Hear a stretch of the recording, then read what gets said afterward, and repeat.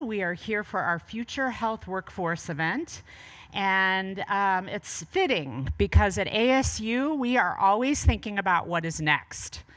And here we are in this historic building that is a blend of the past and the present, and we're here to talk about the future.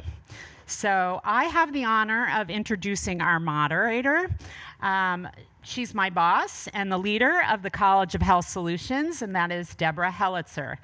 Deborah Hellitzer is Dean and Professor of the College of Health Solutions at Arizona State University. She's sitting right here to my left. 5 years ago, she came to ASU from the University of New Mexico, and at that time, our president at ASU and chief visionary, Michael Crow, charged her with a very big task. He asked her to reimagine how we might better address major health problems. She then led a major visioning exercise, engaging more than 300 internal and external stakeholders to discuss the possibilities. That large-scale initiative resulted in a comprehensive restructuring of our college, and we intentionally broke down the barriers between our then separate departments and schools, separate distinct areas of expertise, in order to unify under one integrated collaborative structure. This new structure, which is quite unique to higher education, repositioned our college to better collaborate on health solutions, while at the same time it improved efficiency and reduced costs. Prior to coming to ASU, Dean Hellitzer was the founding dean of the College of Population Health at University of New Mexico, where she led the development and implementation of the nation's first undergraduate degree in population health. As a scholar, her research focuses on health outcome improvements through interventions in communities and in clinical settings. She has collaborated with researchers to study diabetes, injury prevention, teen pregnancy prevention, cancer, and obesity prevention.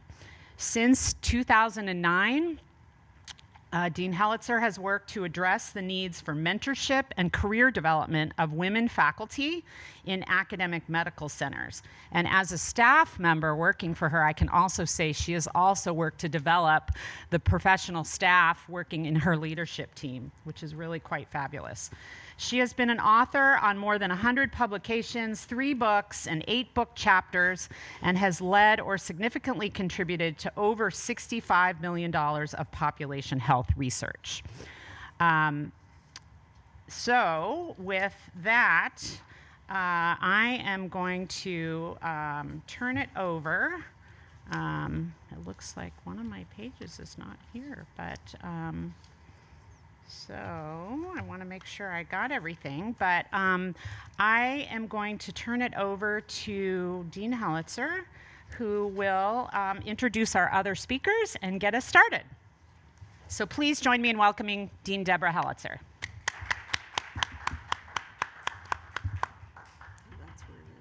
That's where it is. I stole your paper. Yeah. Okay. So I earned my Doctor of Science from Johns Hopkins School of Public Health a long time ago when I was a kindergartner. So I am very pleased to be here this morning. As Julie said, population health is extremely important to me, and leading this college has been quite an honor and a challenge, as you might imagine, through COVID. I think very interestingly, because of our unique structure, COVID became a uniting force for us, and we were able to think about how can all of our disciplines, which are very broad, we have 10 different disciplines, come together to make an impact on, what has been the highest cause of death in our country and in the world for decades.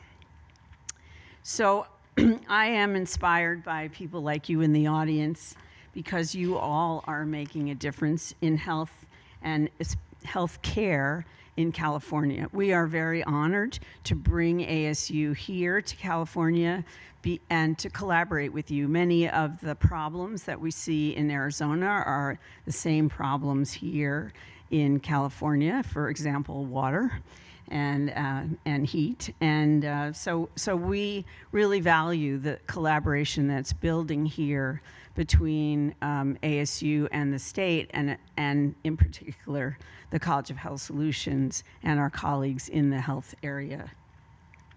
So before I introduce our topic, I would like to give you just a brief introduction about ASU and what we are as a university and as a college.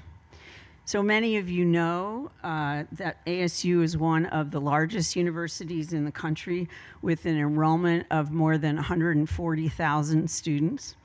It's very difficult to walk on the campus without getting pushed over by a skateboard or somebody who's talking on their cell phone and not looking. But we are what we call one university in many places. And that means that we have campuses. I think we have 10 campuses. I know our college is on 5 campuses. And so we have, I think, 10 campuses, including LA and Washington, D.C., which are away from the Phoenix metro area, and Lake Havasu, I think, which is halfway between here and Phoenix. We have a wonderful facility that works on health policy, mostly, policy, and I, of course, say health policy, but that's not the only thing. In Washington, in a new building called the Sandra Day O'Connor Washington Center in D.C. And this center here, as Julie said, is our newest and very incredible renovation of a historic building. And we are, at the College of Health Solutions, very intentional about working with communities here. And we see such an advantage for our students to be able to collaborate with students here, come back and forth. And really, this is sort of study abroad for a lot of our students who've never left Arizona. So we think this is a phenomenal opportunity to really collaborate and learn about each other. I think that one of the best ways to learn about ASU is to look at our charter, which is something that we memorize. We say in our sleep, it's a prayer that we say at night before we go to bed. But you can see that ASU is a comprehensive public research university measured not by whom it excludes, but by whom it includes and how they succeed. And that statement is something that I hear from President Crow almost every time I meet with him. The idea of inclusion, he's very proud to say Stanford is proud because they admitted only 3 students this year. We're proud because we admitted 15,000. So we advance research and discover things of public value and assume the fundamental responsibility for the social, cultural, and overall health of the communities it serves. And so I tell President Crow all the time that the last 9 words are the most important in the charter. And he smiles at me. But the university does not sit apart from the community, but it provides public good for the community. So as a university, we take responsibility for the community very seriously. And at the College of Health Solutions, in fact, are one of the things that happened as a result of our transformation is that we really were able to break down the barriers of what can be thought of as an ivory tower and really engage with the community. And that has been really gratifying, I think. So as the health college at ASU, we also assume fundamental responsibility for the overall health of the community and for the health workforce. As Julie said, we are an interdisciplinary college. We have 7,200 students, and some people, deans or at other schools said, you know, that's the size of one of our university, or larger than our university. And of course, I didn't know that when I came to the job.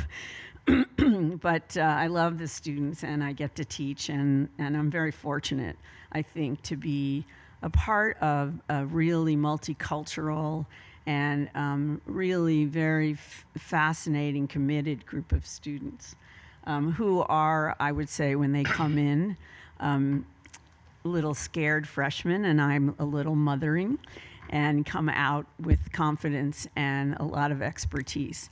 And I talk to them a lot about they come in with knowledge, with power, because they all know somebody who's had a health problem. And I think it's very important to make them feel like they actually are experts when they walk in the door.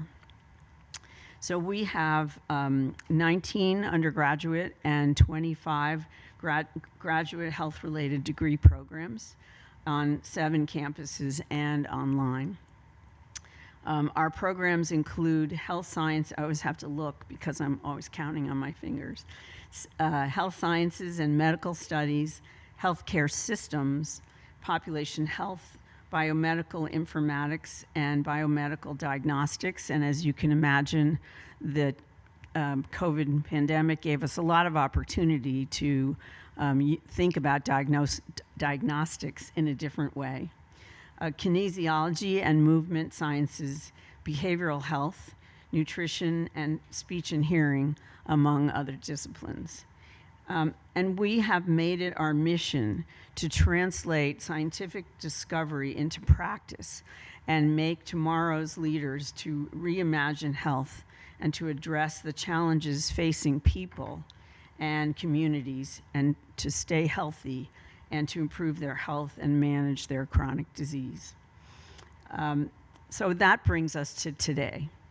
We have, we all know, sitting in this room, that a talented, qualified, diverse, and vibrant healthcare workforce is the backbone of America's healthcare system.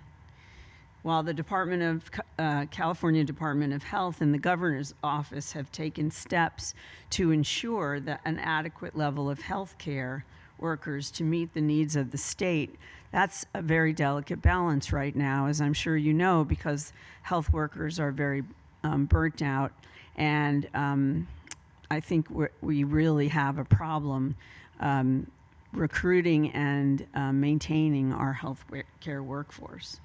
So I would ask what further action is needed for the future to make sure that our healthcare workforce is healthy and feeling like they understand. We talked a little bit before this about technology and what a challenge that is, and we have an expert in technology, so thank you very much for being here. So today we're going to discuss what we are learning, what we're challenged by, and how we must re-envision health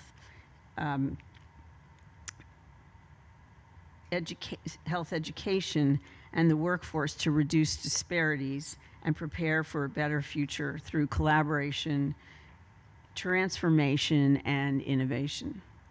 We'll hear from 2 impressive local health leaders who will present their perspective on this important topic.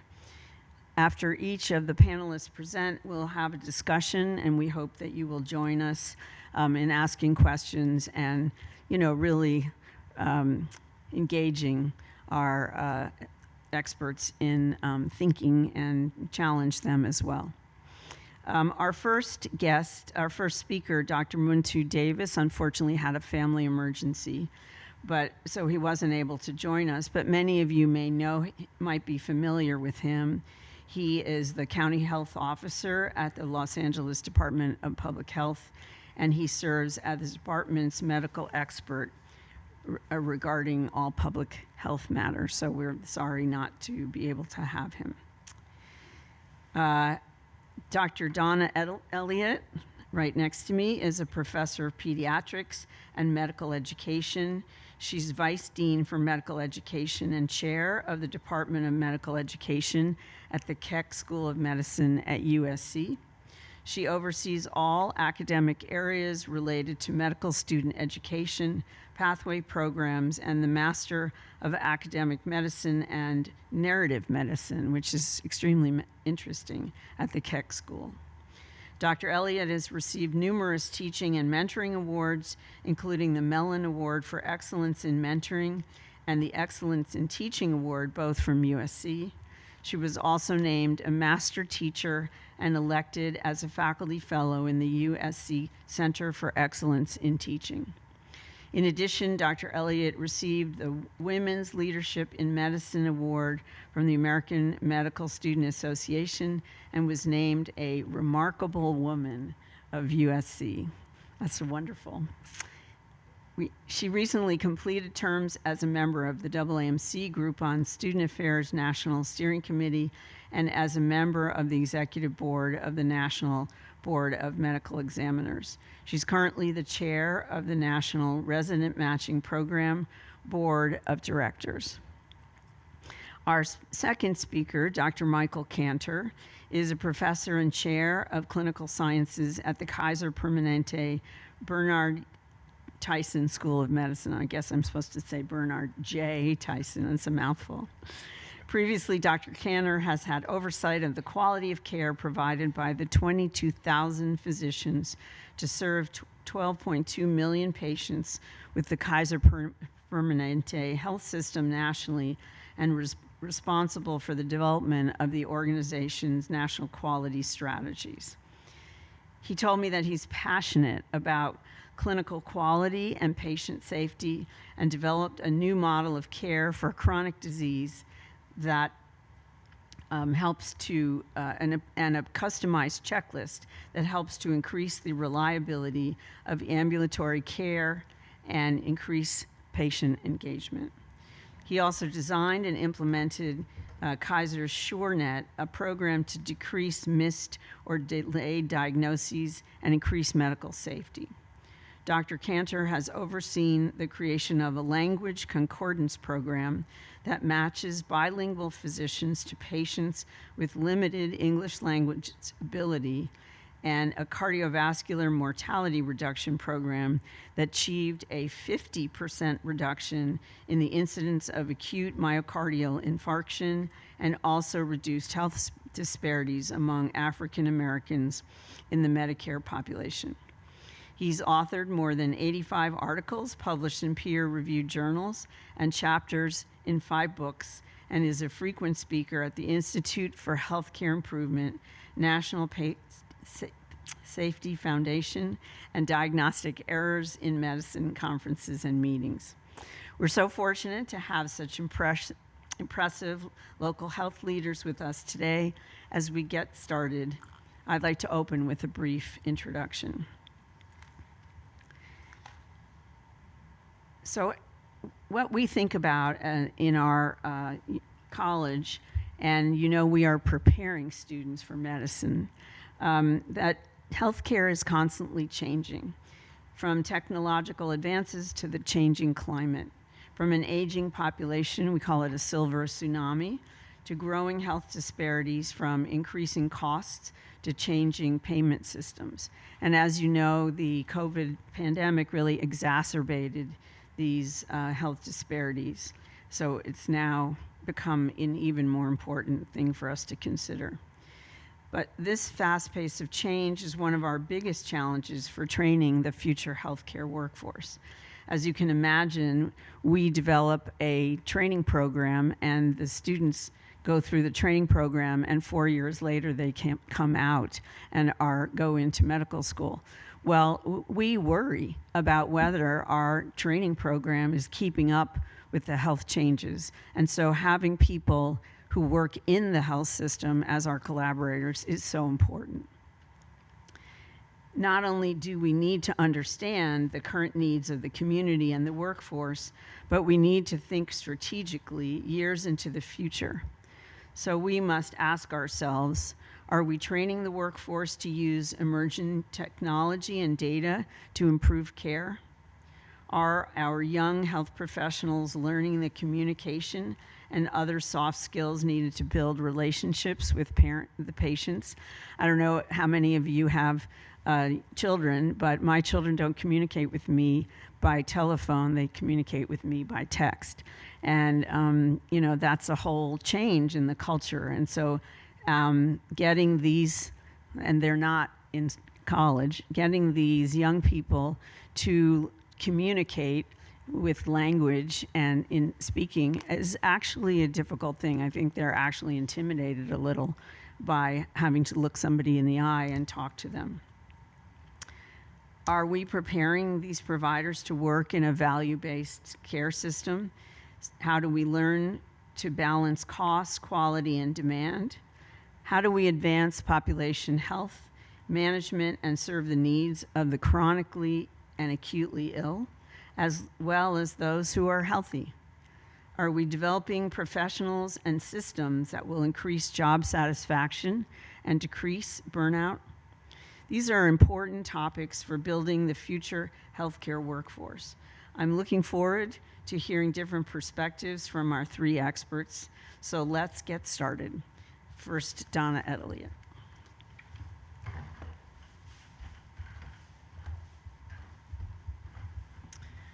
Thank you. Thank you, Dean Hellitzer, for that very kind introduction. I'm struggling with my voice coming back, so I'm going to do my best.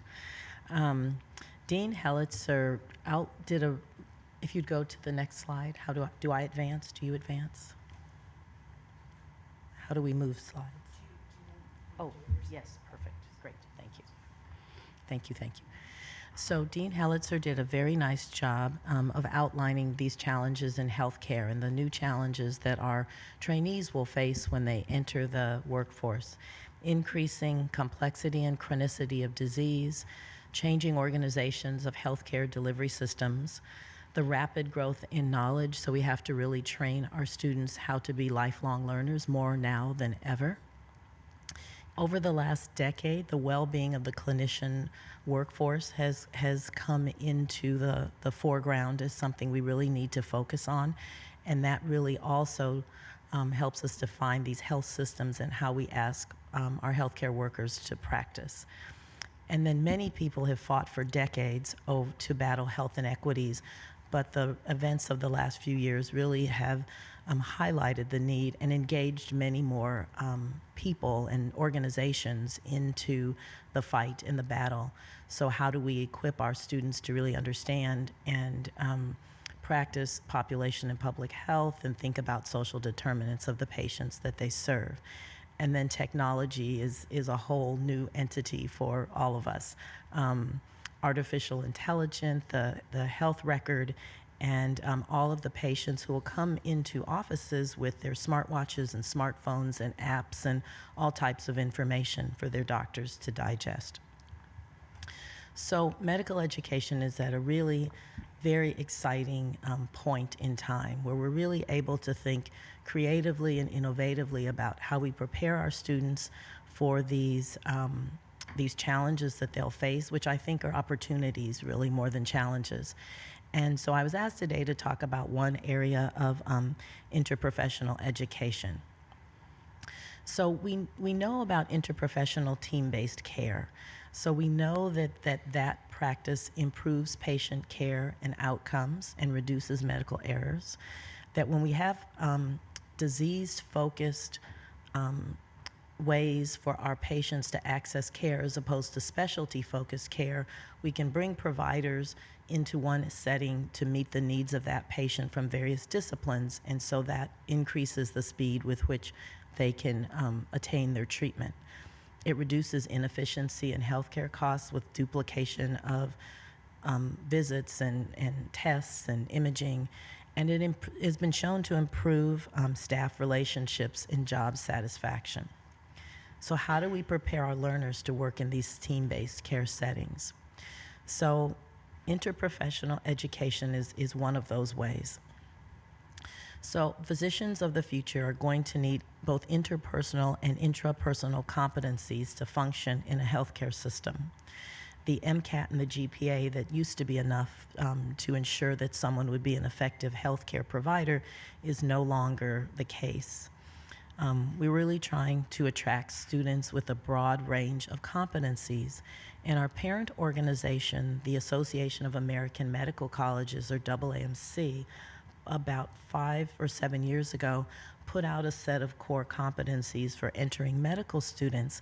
And one of those was teamwork and team skills. So as medical schools go about screening the large number of applications they get and determining which students will be best equipped to succeed, not only in their particular institution, but in medicine in general, people are looking for students who have some evidence of the ability to function as part of a team. We have to make sure that our patient-centered and team-based care is part of our training. So students need to see modeled what we expect them to do. And as we focus on the professional identity development of our learners, team skills has to be a part of that process.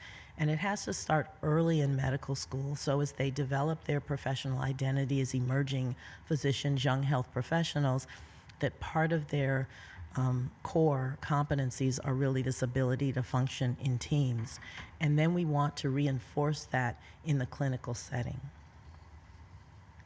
So what is interprofessional education? And I'll just pause for a moment and let you read this.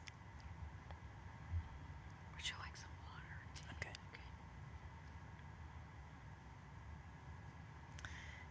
And as much as this is interprofessional education, and this is a description by the Center for an Advancement of Interprofessional Education, it's also important to talk about what interprofessional education is not. It's not just students from different disciplines sitting in a lecture hall receiving the same information. It's not a faculty member from pharmacy leading a discussion with medical students or with nursing students. It's really having people together from different disciplines think together, work together, and act together around shared decision-making in the goal of providing patient care. So, okay. So what is the impetus for interprofessional education in medical schools? In 2007, the Association of American Medical Colleges released its strategic priorities, stating that interprofessional education and interprofessional practice were key areas of focus. And then, if you really want an organization or an institution to do something, you make it part of their accreditation standards. So in 2014, the Liaison Committee on Medical Education, or the LCME, added interprofessional education as an accreditation standard for medical schools. So all medical schools began to incorporate some form of IPE in their curriculum to prepare students for future healthcare practice. There are 153 accredited medical schools in the United States, and I'm sure there are 153 different ways of teaching and engaging students in interprofessional education. To kind of bring all of that together, in 2009, 6 national associations of the schools of health professions formed a collaborative, and initially it involved nursing, medicine, dentistry, pharmacy, and really wanted to have an interprofessional group of organizations think about what this interprofessional education should look like. What are the competencies? So the Interprofessional Education Consortium, or IPEC, was formed. They put out competencies originally in 2019, updated them in 2016, and are currently in the process of updating them again. So it's nice to see that they're keeping up with the changes and trends and continuing to think about what this means in a very dynamic way. And IPEC now represents about 21 national health professions. And you can see from this schematic that it really starts with community and population-oriented care. And then the second inner circle is really patient and family-centered care. And the arrow across the bottom of the slide talks about that it's really part of a trajectory in practice from medical school through residency and into practice. The 4 core competencies that IPEC has published are values and ethics for interprofessional education. And that's really around respect and shared values. So it's really valuing the care that your colleagues, valuing what your colleagues can bring to the care of patients. And it's interesting when we start to put our students together with other health professional students, their eyes are wide and opened because they really don't understand, for example, the breadth of practice of an occupational therapist. And so it's really, a lot of this is really just information and letting students understand the scope of practice of these various professions. The second competency is roles and responsibilities. So what are these other professions trained to assess and address in healthcare?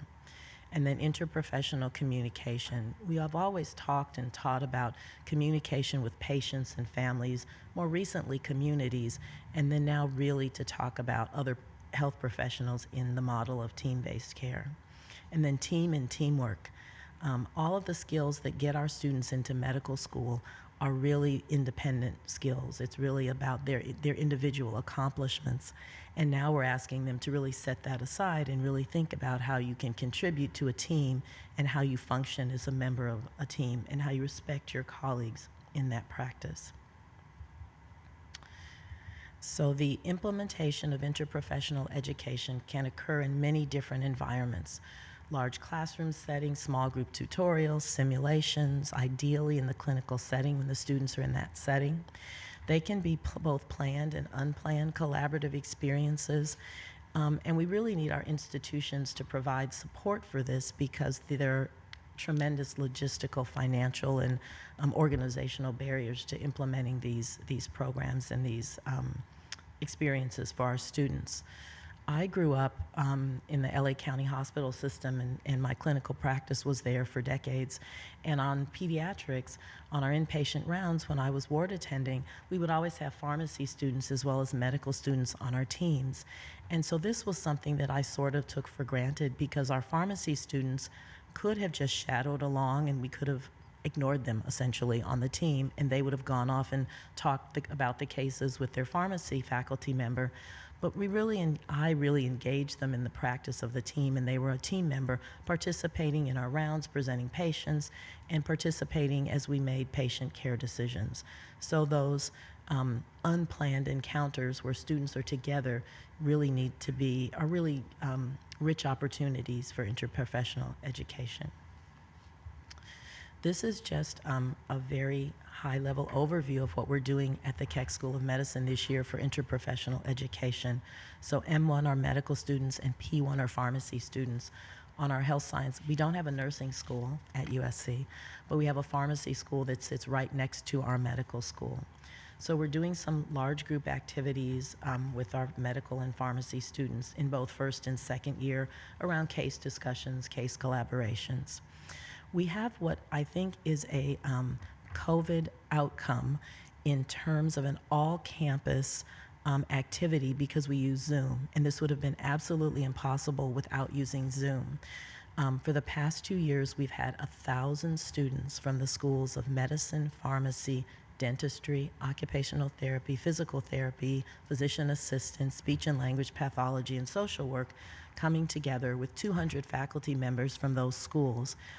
And in groups of 2 faculty members, so I partnered with a member of the dental faculty last year, and we had 12 students who were given a case prior to our meeting, and they were all asked to research various aspects of the case and bring to the table and to the discussion how their profession would think about the patient's problems and then how they would tackle and provide care.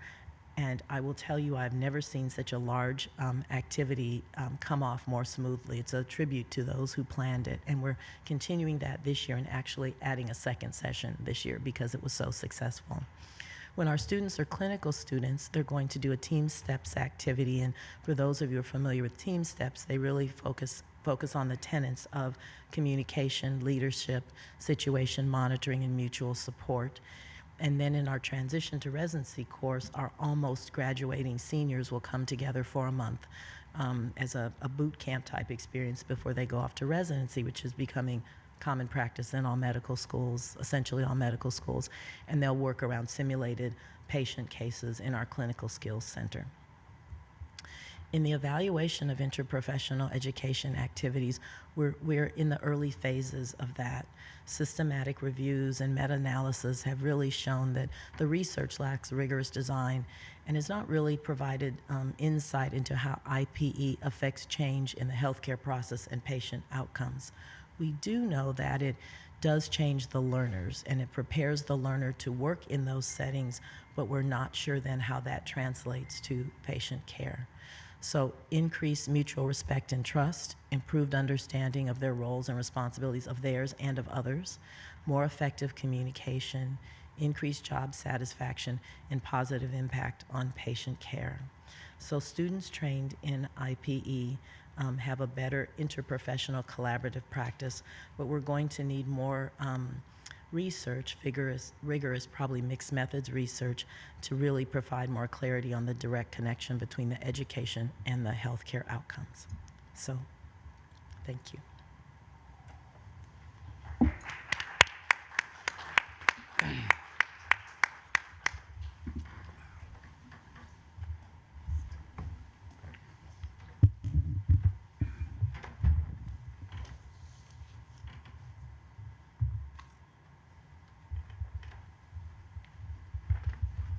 Hello, everyone. Great to be here. Can you all hear me? Okay, excellent. So I'm just getting used to the place here. Great to be here. I'm really excited to address you all, talk for a few minutes about the future of healthcare and how Kaiser Permanente may be looking at things, and some of this is my own opinion. It strikes me, if you're looking at a healthcare workforce, you first need to kind of think through what's the purpose of healthcare, and then you can kind of design backwards from that once you know what you're actually trying to accomplish. So this just happens to be the Kaiser Permanente mission statement. I think it's pretty straightforward. Many healthcare organizations have a similar mission, and obviously you want to provide high quality, affordable healthcare and improve people's health. We tend to, as being a nonprofit, look at the surrounding communities and how we can move further upstream to improve health in town and where we have our presence. But bottom line is we need to keep the patient first as we start thinking about our what we actually want to do with our workforce. Our strategy at Kaiser is basically adopted from the Institute of Medicine, and I realize my slide is missing one, but you want care that's safe, timely, effective, equitable, efficient, and patient-centric. And this really drives the strategy of how we think care should be provided. There's nothing, this is 20 years old, by the way. We just we're thinking, well, what is our quality strategy? And looked around and said, hey, this stuff still makes sense. The challenge is it's 20 years old, and I don't think a lot of progress has been made in the last 20 years. And that's kind of sad to say, but medical error is still one of the most common causes of death and morbidity in this country. Timeliness is a challenge still. We don't actually look at affordability, and the thing left off there is efficiency. If you're providing efficient care and effective care, it should be affordable. And so we don't have our doctors actually estimating how many dollars did it cost to take care of this patient. They don't, in fact, often know the cost of the drugs and tests they prescribe. And it's just do the right thing, make it effective, make it efficient, and the costs will come out in the end. I think that's one way to approach things. The patient-centric is really key at the end of the day. Equitable is the older term for health disparities, covers the whole issue of institutional and systemic racism, but I think it's broader than that because all the systemic racism sits in a poorly designed system and allows it to flourish. That's a little of my own opinion here, But so we need a workforce that can actually get some traction on these things. And that implies, of course, I know how to do all of this, which is not true. And we'll get into the learning organization in a minute. Did want to mention population management because it's really key. Kaiser Permanente takes care of a fixed number of patients who are members. And so our population is pretty straightforward. If you're a member of KP, you fall into our population management programs. And I think this is probably the way all health systems should look at things, and they do to some degree. Any physician has their own practice. Even if it's fee for service, they're trying to improve the health of their practice. And it's not always done in the best way. We're not perfect either. As we look at population, we will base it on either a condition, diabetes, hypertension, colon cancer, or we actually started looking at just our whole 12 million members, and we started a big initiative to decrease mortality for colon cancer and got it down by 23% in 6 years. I'd encourage folks to read those two publications because I don't have time to talk about this. I think the point here is the workforce of the future needs to be thinking about populations. They can be defined many ways. And the last bullet point there, if you keep up with President Biden's activities, he's talked about cancer mortality, a moonshot goal of cutting cancer mortality in 25 years. How are we going to train a workforce to actually do that? And I'm a little worried about his efforts. This is actually a really big moonshot goal, but we need to get the right people in doing it. So I want to talk about, since I don't have the answers to any of the problems I put up there, let's talk about the learning healthcare system. And I don't know if this is a new concept to you all or not. What I find fascinating is there's a ton written about it, less written about the details of how do you actually create this thing and make it work. But the idea is you learn from each patient encounter. So if you start at point one, you're taking care of patients, you're collecting data, you assemble that data. Excuse me, my phone is tormenting me. And you learn from that data. And then once you learn from the data, you then change your way you practice, and you keep repeating that cycle over and over again. So this is a very different conception of how to practice medicine and take care of people than I think the classic. When I went to medical school, they said, here's all of the information, here's how you treat different things, go forth and do good work. And this is a very different model that takes different skills, because it requires people to be able to do all of these 9 steps. And they're done in teams with respect to the prior, Donna talking about interprofessional collaboration. It's not individual people doing one-offs on all of these activities. So I think this may be a better approach, but how we get our workforce trained for that is interesting. There's another point of the learning healthcare system, which often is ignored, which is importing evidence from the outside of that system. And the most efficient way to actually learn something is to let somebody else spend the money doing the research and figuring it out and then just adopt it. I'm joking a little bit here, but it takes roughly 18 years to get from where somebody does a study to prove something works to actually get it into widespread practice. If you read that study, it's actually not a great study at all, but it's quoted a lot because we all know it's taking too long, and every day we wait, somebody's suffering needlessly. So you need somebody, the workforce of the future needs to figure out how to actually look at research data and use it, and published research data. That's, I think, one of the great challenges that we're not preparing our workforce for necessarily. You also can generate evidence from within. It's sadly, a lot of the published research studies don't actually address clinical questions that are relevant to a practice. I know that sounds funny, but often that is the sad fact is healthcare providers are trying to figure out, do I do treatment A or B? And the studies don't always say which one. So how does this all relate to the topic at hand? If you look at the rightmost point on this is to create a learning healthcare system, you have to have people working in it that have learning healthcare system expertise. They need to be educated on how to do all of these things that I've talked about. So what are the skills needed here? And I probably left a few off. So if somebody can add to this, I'd be really excited. But quality improvement is a simple one.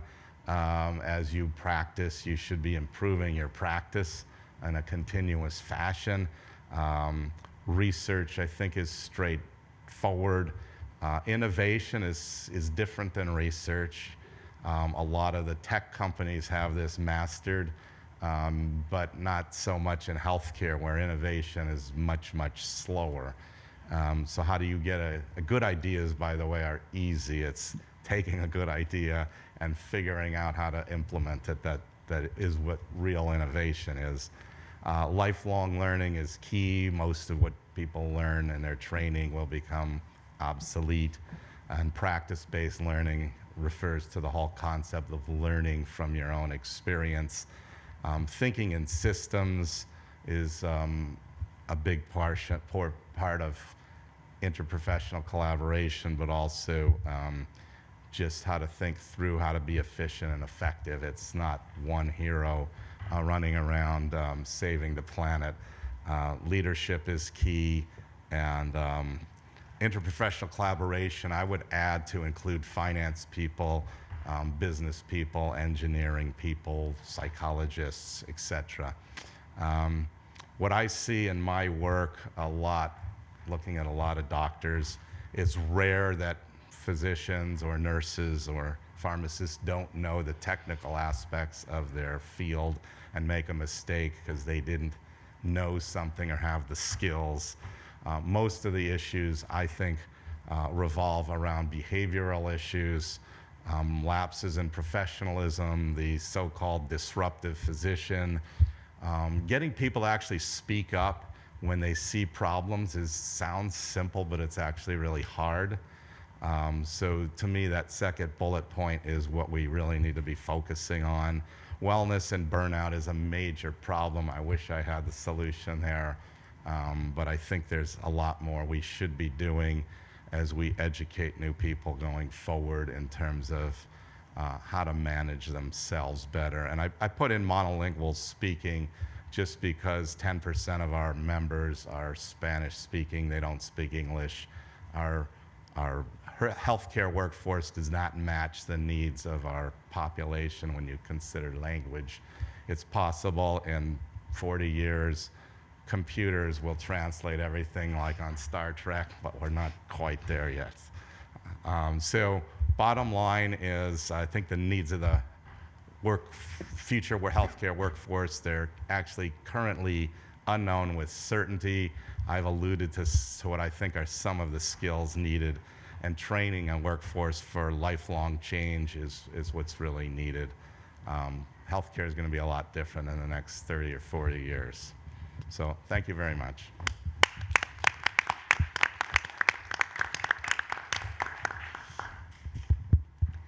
Well, can you hear me? I don't know if this is on. Am I supposed to turn it on? Technology is not my strength. So I do have a mic over here to take questions. Okay, maybe I'll just go up Yeah. there. So let's take some questions from you. And I think what you've shared with us is very rich and really exemplifies the things that we're struggling with when we're training students. So please. Questions? Comments? Great. Hi, Katie. Just talk close. Oh, okay. Hi, thank you so much. This was fantastic. I am really excited about the future of our healthcare workforce. And I have a selfish question. I'm currently teaching a course in health informatics. And so one of the things that I was thinking as you were speaking, especially Dr. Cantor, about the learning health system, is how we need to evolve health informatics education for future healthcare professionals. So not the people who are going to be working in the information systems units, but the interprofessional, as Dr. Elliott was talking about, the interprofessional clinicians who are working with information technologies just as part of their everyday practice. And so I was wondering, from your perspective, what do we need to be teaching future healthcare professionals about health informatics now that it's kind of just baked into, everyday work? Is this on or? Huh? You guys can hear me? Okay, great. I think that's really complicated. They don't need to know computer science and how to run large databases. I think what they need to know are going to be questions like how to make sure that they understand data that's being entered into a system is going to get used for quality improvement, for research, for learning. And they need to be able to work with software engineers and IT folks to be able to actually create computer systems that work. And I'm being a little pie in the sky. There's a whole conspiracy theory about why our EMRs are so dysfunctional now, but they're basically designed for billing purposes rather than being patient-centric. That's my view. And so I think some of this, it's going to have to get fixed on a more system-wide thing, and the IT systems are going to need to be better.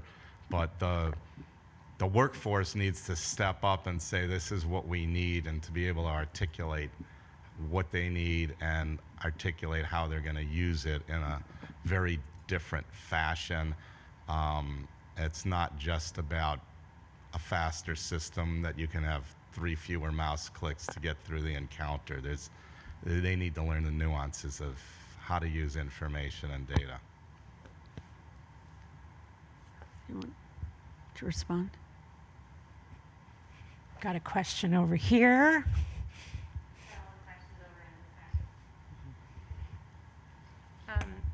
I would just want to thank you for an excellent discussion around both of these topic areas. It's interesting that both of these areas are areas that I'm very passionate about and teach in. And actually what I think is interesting is we think about preparing the current workforce. We've got them going into the clinical learning environment where they might be working with faculty, attendings, other providers who don't know some of these concepts that they're being taught in their primary training programs.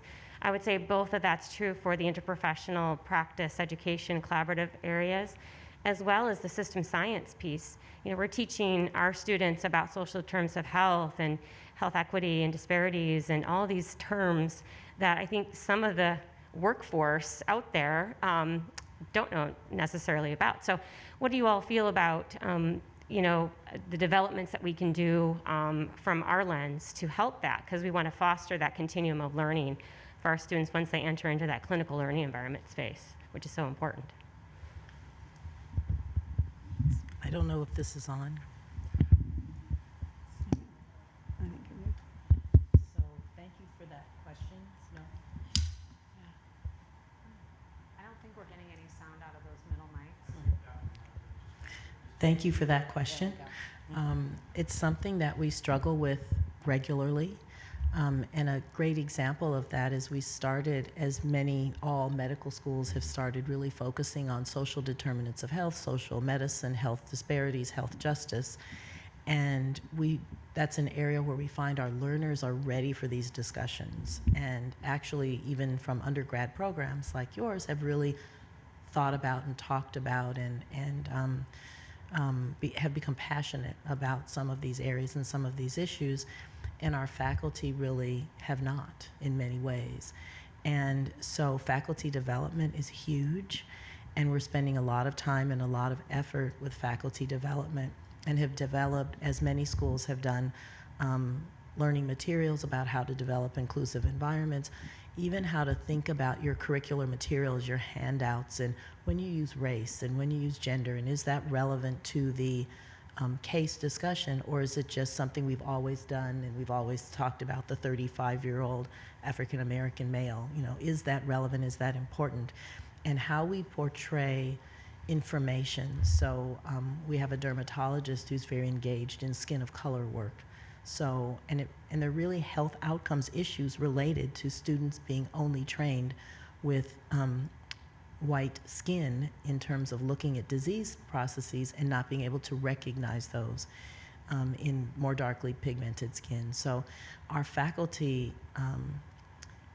are in many ways our learners, you know, in this process. And we've put people in place and have a faculty member who spends some percent of her time really working as our director of curricular equity, really working to meet with faculty and review curriculum materials and really try and engage faculty in these discussions and these eye-opening engagements. I mean, it's really fascinating. And we've done book groups, Dorothy Roberts' book,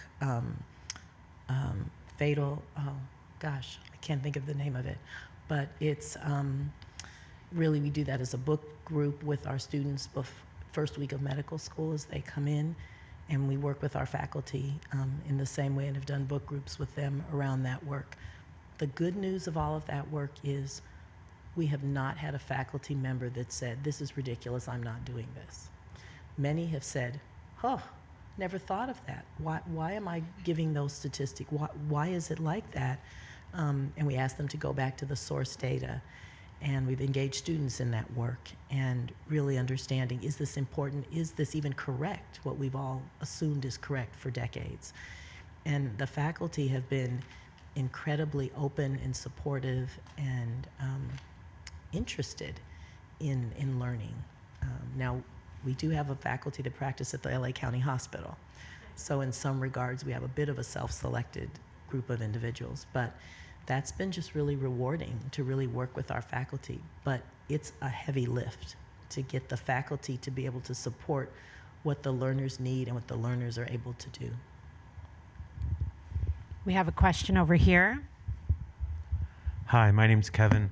I was just wondering, when we're talking about interprofessional training and social determinants, one of the places that seems to be a challenge is integrating social service outcomes with health outcomes. And I would wonder if you could comment a bit about how healthcare training can approach social determinants through interprofessional collaboration with social service providers.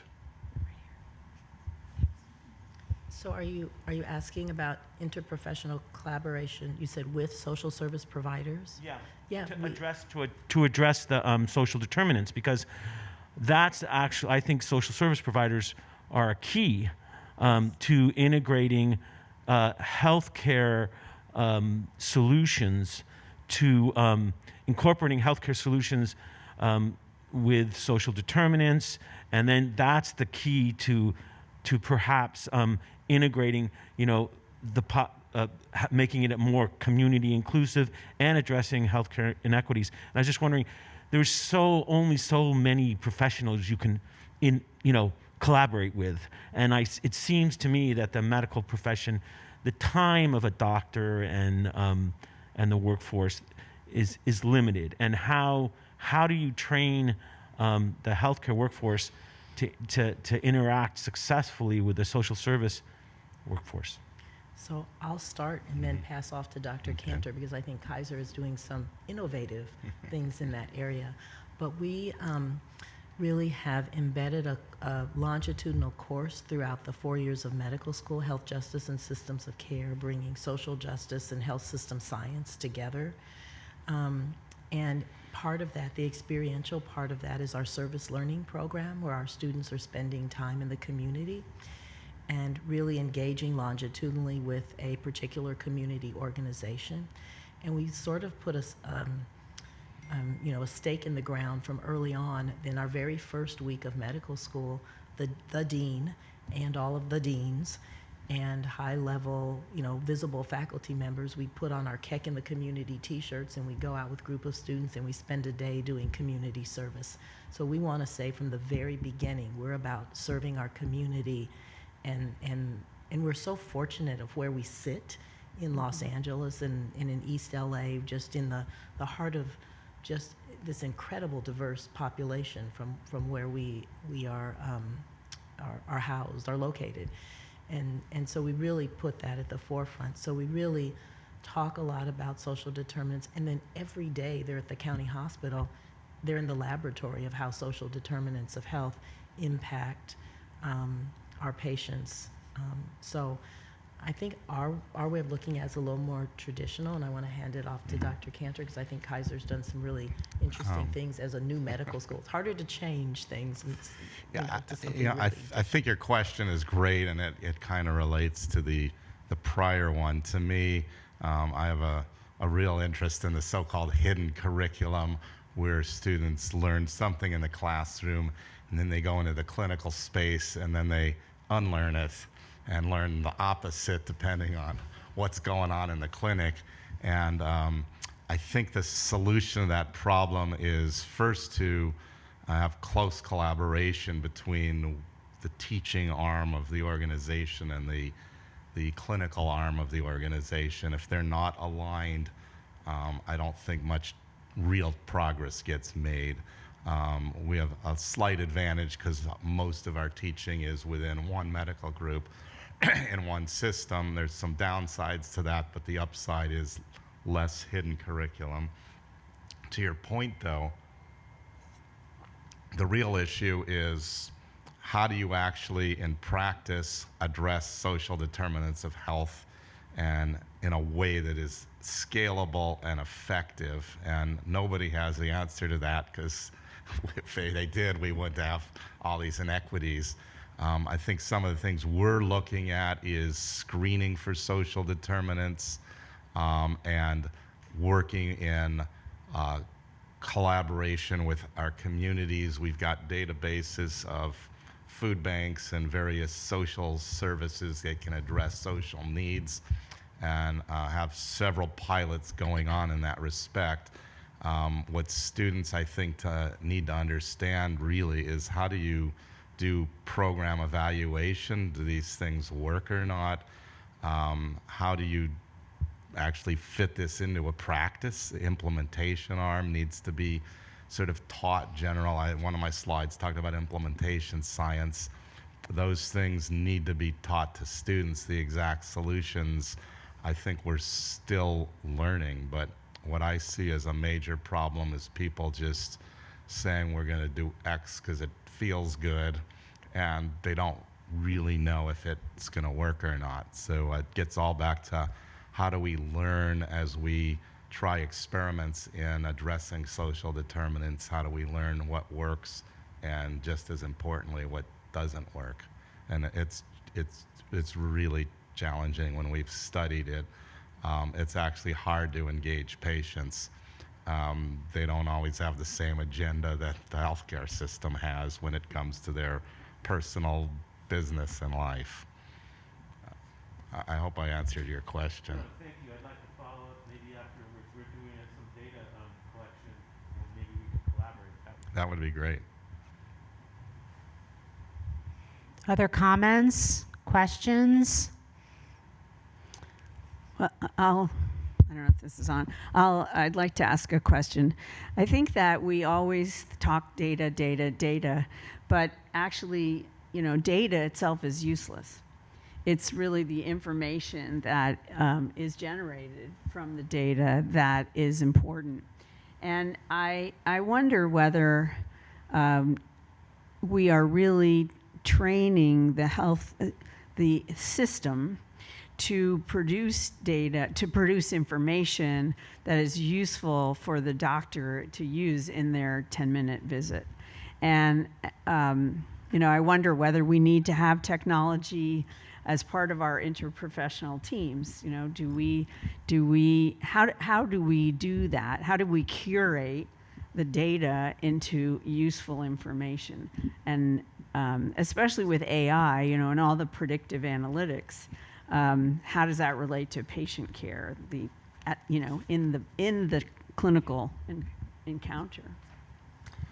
I guess I'll start with that one. I mean, data is by itself useless. I would argue information by itself is almost as useless because it's really the implementation that needs to happen. And so I think students need to actually learn how to convert data to information and information into practice change, which involves leadership, it involves systems thinking.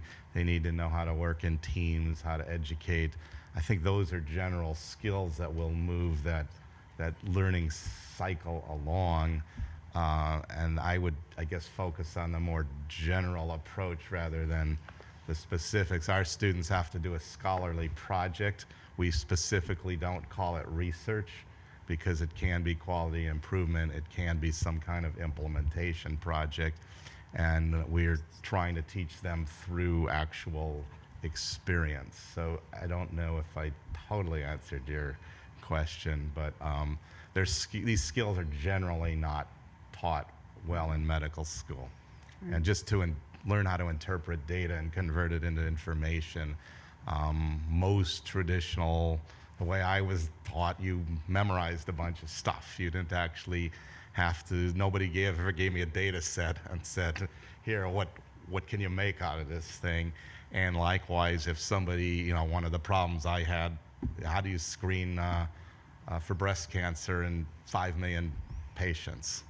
Nobody ever taught me that in medical school. It's not taught, yet it's a key skill, not just for the person at the top doing it, but everyone in the organization kind of has to have an understanding of how do you approach this thing. We started teaching, I just taught first-year students about screening for colon cancer, and their ideas, they're first-year students, so I don't expect them to have that solution, but I think this needs to start early on, and it's not obvious. So get information, but implementation is just as important, and they're teachable skills, I hope. So here we are in a college that's teaching pre-med students. What can we do better to make sure that our programs are really starting that teaching, if you will? I mean, we have a 4-year captive audience, right? Should we be starting with biomedical informatics and health informatics, so they're already attuned to the fact that you can't just look at one thing, you have to look at three data points to come up with even the question to ask. And I think from my perspective, asking questions is the first step. Healthcare is getting complicated. There's a lot of drugs. I mean, how do those drugs interact? And I think that we can have a patient who has a chronic health problem, and they can be taking a drug for this and taking a drug for that, and actually their health problem's getting worse, right? So it's a little, what can we do as a undergraduate college to help so that when you get them, they're already ahead of the game, if you will. I think a lot of it, I was excited to hear about the health informatics major, I think you'd said. And really, traditional pre-med training was biology, chemistry, physics, calculus, and English. So English is the only part of that I ever used in medical school, much. And I think it's that breadth of education now. I think we need students that are thinkers, right? That are not memorizers, but are able to think and able to imagine and able to apply. And I think the more opportunities they have to do that before we get them, as well as after we get them, is really important. So we're really trying to back away from the offering students the large volumes of basic science material for them to memorize, just the rote memorization of all this material, much to the dismay of our basic science faculty. But really trying to not prepare them to be a PhD in microbiology, but to give them the microbiology that they need to be a physician. And in that practice, and to free up some time for other activities, we have scholarly projects, and they pick areas. Quality safety is one of our areas that they're able to pick, as is advocacy and community, and policy. So I think there are, we're trying to make them thinkers more than memorizers, and we weren't asked to think a lot in medical school. We were asked in the first preclinical, for sure, we were asked to memorize a lot. And so I think the breadth of looking at the end game of the skills that they need, and working backwards, looking at the AAMC competencies for the entering medical student, which really just displays this beautiful breadth of skills and abilities and knowledge that I think is a great frame to use. But I think it's the opportunity to do and to think. And it sounds like you're doing a lot of that really good work just by the names of some of your majors and courses, and just as you described the mission of the school. I think it's really meeting a lot of those needs. It's an innovative, creative way to prepare students. And so I think that's a great way. It's also taking students into medical school that aren't biology majors. I think something with the word, our admissions deans every year, something with the word biology in it is still the #1 major. But having engineers and computer science and cinematic arts, and I love the dance majors, and just having this breadth of background and experience among the community of students, because they all learn from each other, is really important as well. So we don't want straight biology majors. We want people that have breadth and depth. So because they have so much then to contribute to that. Because they're going to have to be nimble. Right. As Dr. Cantor said, this is ever-changing, fast-paced. What we teach them today may not be relative 15 years into their practice. So they really have to be those lifelong learners and those system thinkers, and be able to be nimble as they go through their practice, much more so than we had to in our years of practice. Yeah, I don't know if I should add, but because I think that was really well said. I think we should put more emphasis on communication skills. English, I think, tries to sort of address that. Psychology is important. If you think about what a doctor does, or a nurse, or any healthcare professional, a lot of it is negotiating with patients behavioral change. Why should you take your statin? Why should you stop smoking? Exercise, etc. This is like the low-hanging fruit that's actually not so low-hanging. And I think if people came into medical school having a better understanding of communication, behavior, and leadership, those are like 3 key things not typically thought of. And yes, they need to know their biology and physics. There's no knowledge that's a waste. But that's where I see the challenge of, and the gap is those, plus the general, can you ask a question and can you figure out how to approach an answer? That's probably the most important, but I'll throw in the others. Thank you so much. I appreciate it. Thank you. We are right at time, so we want to be respectful of all of your time. Please join me in giving a round of applause to our presenters. Yeah, that was a fabulous discussion. A couple of kind of wrap-up comments. First of all, I thought it was really fitting that we ended on comments around lifelong thinkers, and how do we empower our students to be to create the solutions for tomorrow. And I think that's really what we were all saying here at the end, is that everyone is a part of the solution. And it is not it is not a coincidence that solutions is in our college name. We are teaching a large number of undergraduates, as you touched on, and preparing them to be the thinkers, the problem solvers, the innovators, the solutions creators for the future. So it's a challenging and exciting time for all of us.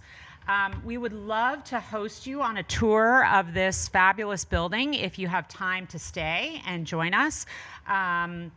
The tour is about a half hour, I'm told. You can hop off at any point in time if you can't stay that long. The lovely two women at the back of the room there are going to lead us on our tour. So please meet in the back of the room if you would like to see any part of this fabulous historic Herald Examiner building. In addition, we encourage you to follow ASU's College of Health Solutions on social media. You've got the channels there up on the screen. And we want to point out that we offer a monthly webinar series called our Health Talks. It is free, and our next one is Thursday, October 27th. This series always takes place on Zoom, so you can join from your desk, from your home, wherever you are. It takes place over lunchtime, noon to 1, Arizona time. Right now, we're the same as California time. You can visit asuhealthtalks.com for more information about that and to register for the next talk, which is about veterans health. It promises to be a good, timely topic. And that is all we have for our formal program. So thank you again for joining us this morning, and have a great rest of your day.